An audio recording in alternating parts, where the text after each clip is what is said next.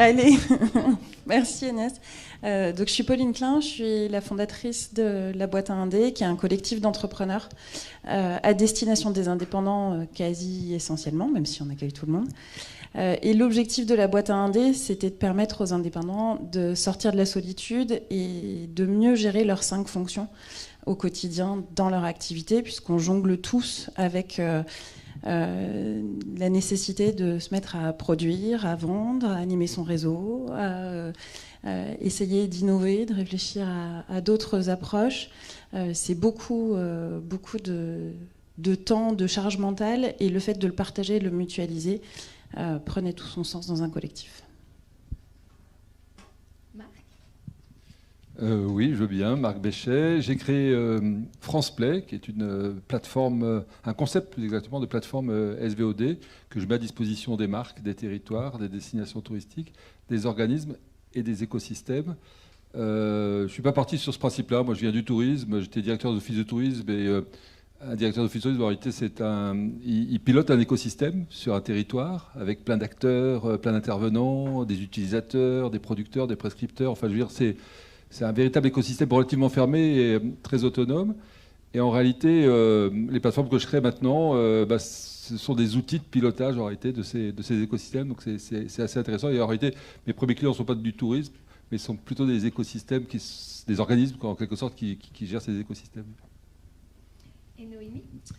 Bonjour à tous. Donc, moi, je suis responsable des programmes à l'accélérateur de l'UM Lyon Business School.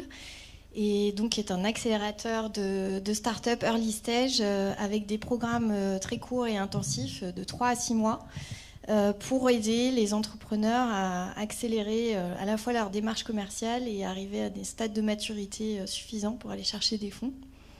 Et donc, on est organisé en verticale sectorielle autour du sport, de l'éducation et des RH et du digital. Et puis après, on est aussi opérateur de programmes d'accélération plutôt dans la deep tech. Alors du coup, Noémie, en stratégie aussi en bleu, on parle beaucoup d'écosystèmes. Comment l'accélérateur de l'EM Lyon mobilise les écosystèmes ? Donc pour nous, la notion d'écosystème, elle est vraiment importante parce que, comme je l'expliquais, on a structuré nos programmes par verticale sectorielle. Et les entrepreneurs, la problématique qu'ils rencontrent quand on les accompagne, c'est à la fois de se connecter à leurs utilisateurs et leurs clients, et aussi à tout l'écosystème du financement. Et donc, notre ambition derrière cette organisation par secteur, c'est par exemple sur notre programme éducation et RH, c'est tout l'enjeu, c'est d'animer cet écosystème. Et donc, on s'est connecté à la fois à des grands groupes comme Adecco par exemple, mais aussi au club des alumni RH de l'EM, de l'école, qui compte plusieurs centaines de directeurs RH ou de responsables RH, qui vont pouvoir venir aussi découvrir ces solutions, challenger, faire des expérimentations. L'école aussi est ouverte et s'intéresse à ces solutions nouvelles pour transformer sa pédagogie et pour être utilisateur aussi de ces solutions. Et puis, côté financement, par exemple, on interagit de manière assez resserrée avec 2 fonds qui sont EduCapital et Bright Eye Ventures, qui sont vraiment focalisés, leur thèse d'investissement est vraiment focalisée sur ces startups-là. Et donc ça, c'est des modèles qu'on va dupliquer sur tous nos programmes pour vraiment mobiliser ces écosystèmes au bénéfice des startups pour accélérer à la fois leur mise sur le marché et leur développement, enfin leur capacité à se faire financer. Pauline, à la boîte à Indé, je crois qu'on crée aussi des écosystèmes. Comment ça se passe ? À la boîte à Indé, les écosystèmes, ils sont aussi bien internes qu'externes. Internes parce que vous l'avez compris, comme tout le monde, tous les membres de la communauté sont indépendants, ils ont eux-mêmes leurs propres interactions extérieures qui ramènent dans le collectif. Et en fait, ça passe par une capacité d'écoute très forte, d'identifier des besoins particuliers, et ensuite notre capacité à réunir les membres du collectif, à les faire travailler ensemble, à les faire phosphorer pour identifier la meilleure réponse à une problématique et la mettre en œuvre. Et quand c'est nécessaire, c'est la boîte à Indé qui le porte. Mais à d'autres moments, ça peut être simplement un membre qui du coup a une casquette d'ambassadeur qui porte ça au titre du collectif, et qui sélectionne parmi les membres du collectif les gens avec qui il a envie de travailler sur la problématique en question. Et puis la seconde approche totalement externe de la boîte à indé, c'est d'aller chercher des partenaires, des professionnels, des experts qui ont envie de s'impliquer dans cette communauté-là, qui partagent nos valeurs, qui ont envie de faire grandir à la fois les membres et à la fois la boîte à indé en elle-même, et qui du coup deviennent des parties prenantes qui nous aident à structurer et à avancer plus loin. Je crois que tu as un bel exemple récent d'écosystème. Oui, complètement. En fait, alors je ne sais pas si ça va parler à tout le monde, mais il y a une grosse certification qualité en matière de formation qui est en train de sortir, enfin qui est sortie depuis un petit moment déjà, et qui prendra son envol à partir du 1er janvier 2022, qui s'appelle Calliope. Et cette certification-là, elle est lourde administrativement et financièrement pour les indépendants. Et notre volonté dans la boîte à indé, ça a été de répondre à des demandes de consultants, formateurs qui ont besoin de maintenir leur activité de formation, en leur disant on va réfléchir tous ensemble, mutualiser, peser le pour et le contre, voir si c'est réellement pertinent que ce soit la boîte à indé qui porte cette certification-là ou pas. Et donc on est d'abord passé par une étape de go, no go.